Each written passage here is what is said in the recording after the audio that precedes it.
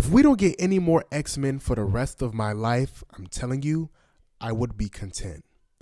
X-Men 97 with this finale has cemented itself as one of the best animated projects of all time. I'll even go as far to say to put it up there with Avatar: The Last Airbender, Justice League Unlimited, Kubo and the Two Strings I really love. And so we'll see how season 2 and season 3 pan out, but it's looking really good and I'm super excited. Now, I just have to say one thing to the creator, well, not the creator, but the showrunner and the writer of X-Men 97. His name is Bo DeMeo. And I don't know if you know this, but he was fired before the show premiered earlier this year. No one knows why he was fired. Some speculate it was because of his OnlyPans. Some say that he was hell to work with. But this is to Bo. What did you do to make them people that dang mad? I just don't understand. You created a masterpiece, an animated masterpiece, and you dropped the ball somehow. I don't know how you did it, but them people are not blowing up your phone. They're not giving you claps, nothing. They said, thank you, we paid you, we don't want nothing to do with you. I don't know what you did, my brother, but I'm throwing up my hands and just letting that work. I don't know what you did, but hey. But anyway, y'all, let's get into the review of episode 10 of X-Men 97. This is the finale. This is it. In episode 9, I don't know if y'all remember, but we were left with seeing Magneto juice Wolverine like a Capri Sun in the middle of July for all of the adamantium he's worth. I genuinely thought that was the end of Wolverine. But then I remembered the man's healing factor.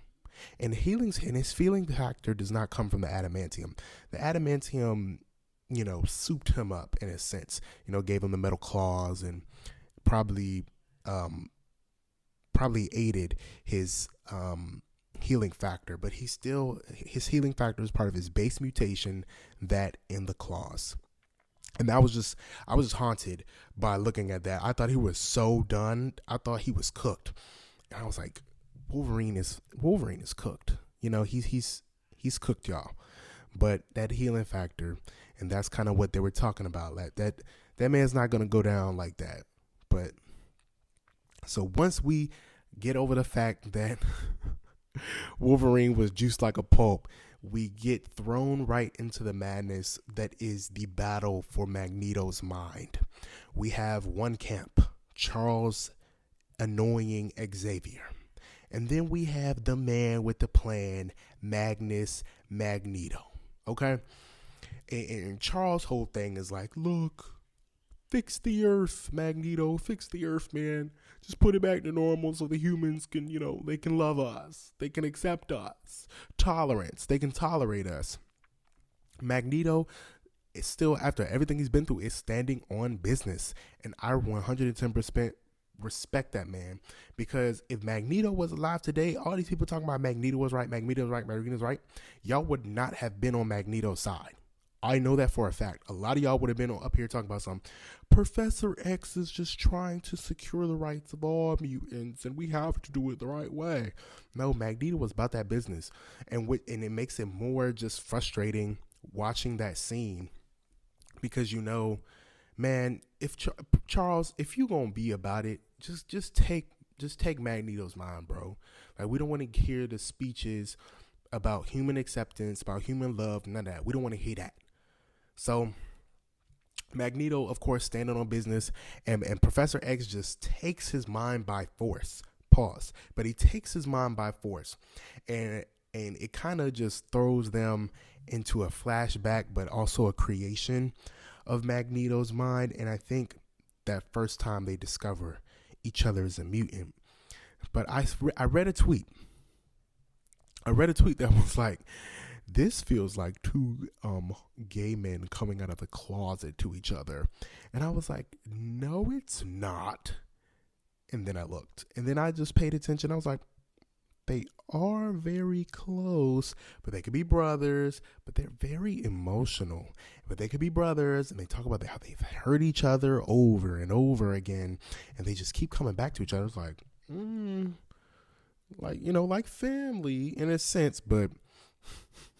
And then people were also referencing that Bo DeMeo. Do you remember earlier when I was talking about Bo DeMeo?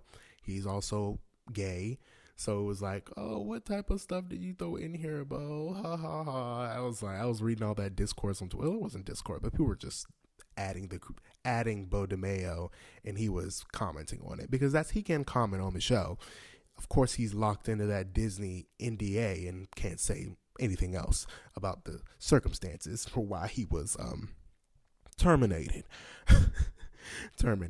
Anyway, back to the review. So this episode was most definitely cameo central. We had 1.2 million cameos and definitely made the X-Men feel more so a part of the MCU because people had, not MCU, but the Marvel Universe as a whole. Because if you let the Fox versions tell you it, they'll tell you that the X-Men are the only heroes.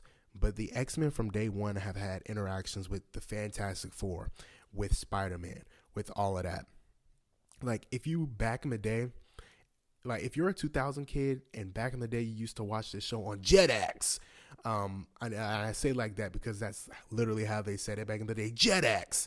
And if you watched it back in the day, you saw Spider-Man pop up, you saw the Fantastic Four, you saw all these different characters pop up on the X-Men animated show. So it makes sense for Captain America, for Iron Man, for Cloak and Dagger, for Daredevil, for Psylocke. I'm going to put up a picture of all the cameos in this video somewhere, somehow. But Black Panther, T'Chaka was in there, not T'Challa. Everybody was like, why isn't T'Challa in there? I mean, it's 97. But then Storm. But T'Challa could just, couldn't be running the place. He could be young. So, yeah, T'Chaka was a choice. But then they didn't think about, but what about him being with Aurora? Anyway, it doesn't matter. But all the cameos were glorious, y'all. I'm just letting y'all know. Y'all need to check that out. So then we get back to annoying Sinister. Sinister and Bastion. Man, Bastion brought out one of the best moments we've seen out of Jean Grey. I know everyone has been waiting for a Jean Grey moment, a Phoenix moment, and that is what we got. We got that Phoenix moment because they was about to kill Cable. And we got that Phoenix moment. Jean came up out that water. She said, I am Phoenix. And it was like that. But when she took the DNA of all the mutants out of Sinister, I had no words. I thought it was freaking hilarious how the man literally shriveled up and became like a prune. And he runs over to Morph and is like, show me my face. And he shows him like his wrinkled old decrepit looking body. And it's so freaking funny. I die. And he just runs away. He's like, oh. So it's like, I cannot believe that man had the queen, the Phoenix, on the ropes, kidnapped her the whole time. And he was like the antagonist for the first part of the season. I hated that generally. And how they just made him look like a little punk. But, Bastion is the big bad. He receives an upgrade. Okay. So, I think Rogue has been one of the emotional cores of the entire season. Her scenes, and this is her moment when she appears on screen, is her moment of retribution. And she flies into the frame and she's like, his name was Gambit. Remember it, with tears in her eyes. I was like, man, they must have been watching some Naruto. They must have been watching some My Hero Academia and animated her with tears in her eyes, because they did that with several characters this episode, and I thought it was a nice touch. It definitely provoked the emotion out of me. But her arc has definitely been one that has been something to watch, and I would just watch it again just to watch the Rogue episodes. Like, I've watched that episode with her, Gambit, and Magneto. I could watch that all day, for real.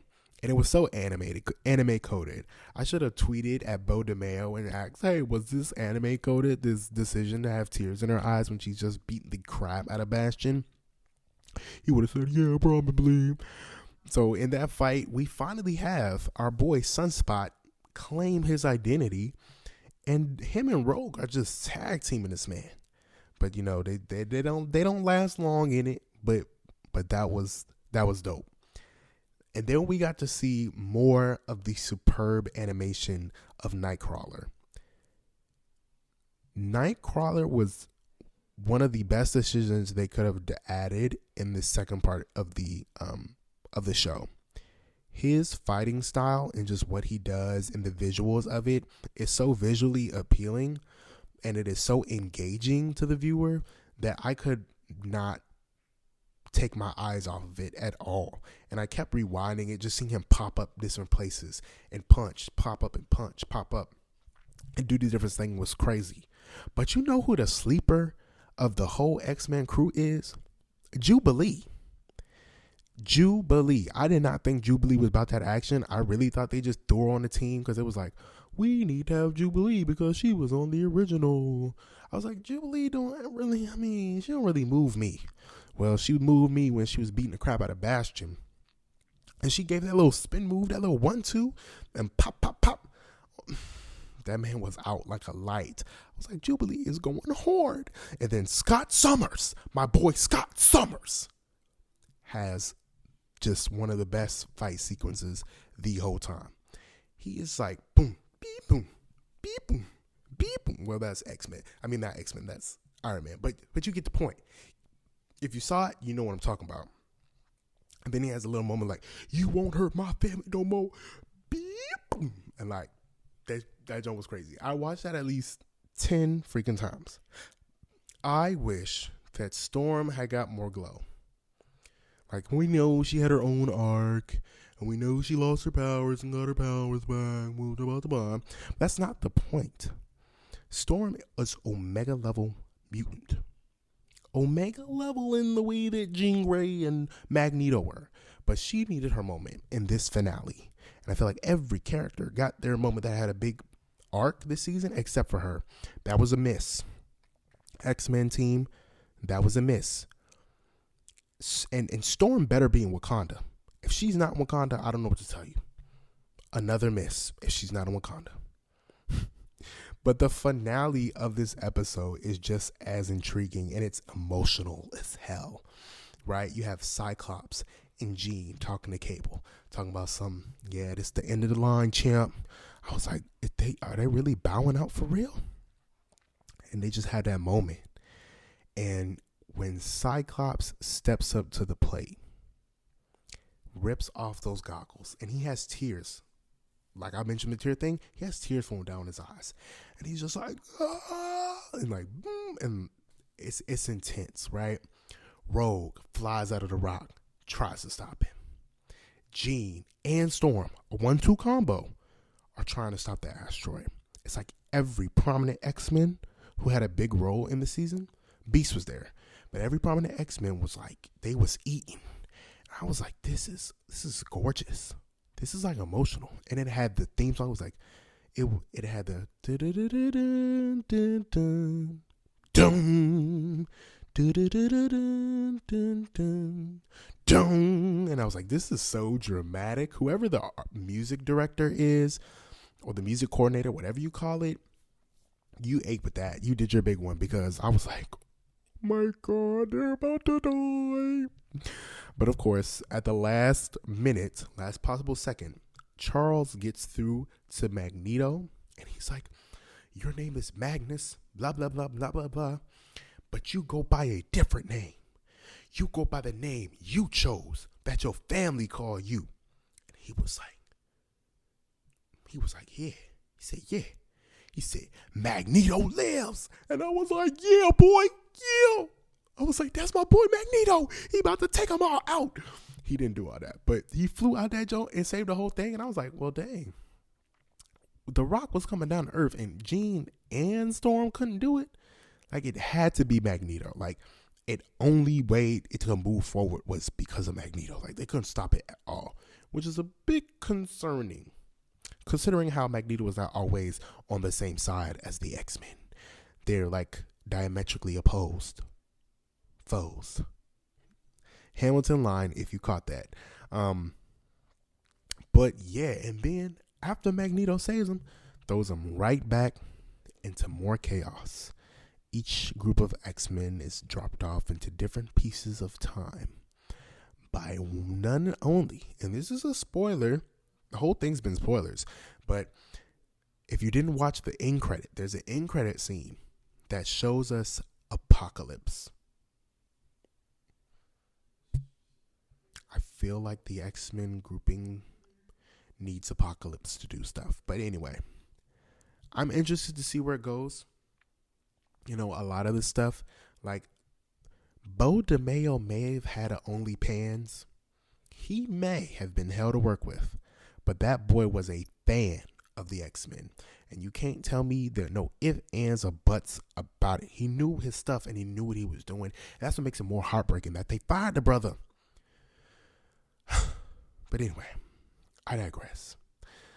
X-Men 97 is a flawless 5 out of 5 series for me. Not a lot of shows or TVs or movies get 5 out of 5 for me, especially in the animated format, because a lot of studios historically have seen the animated format as just a shortcut. It's just a shortcut. It's cheaper to do. We'll just hire willy-nilly Bob and some writer who's fresh out. I'm a writer, guys, so I know how it goes. But it's amazing to see the care being taken with this property, and the animation is gorgeous as well. I wish What If was the same animation style, because it works. That What If animation, that 3D, that ain't no good. I don't want that. It's not visually appealing. It's not what I want to see at the end of the day. So if Marvel can give me more of X-Men 97 or X-Men 97 format, also, I got my t-shirt on. If they can give me more of that level quality storytelling, visuals, and all of that, Marvel will be just fine, y'all. Just so, this has been the X-Men 97 episode 10 finale review recap, whatever you want to call it. I'm not gonna box myself in. I'm new on YouTube. I can do whatever the freak I want. But anyway, this has been a review. Comment, like, subscribe, please. It helps me out. I'm a small channel. I'm a humble man trying to grow something, y'all. So if you want to stick around, check out my other videos and keep it locked.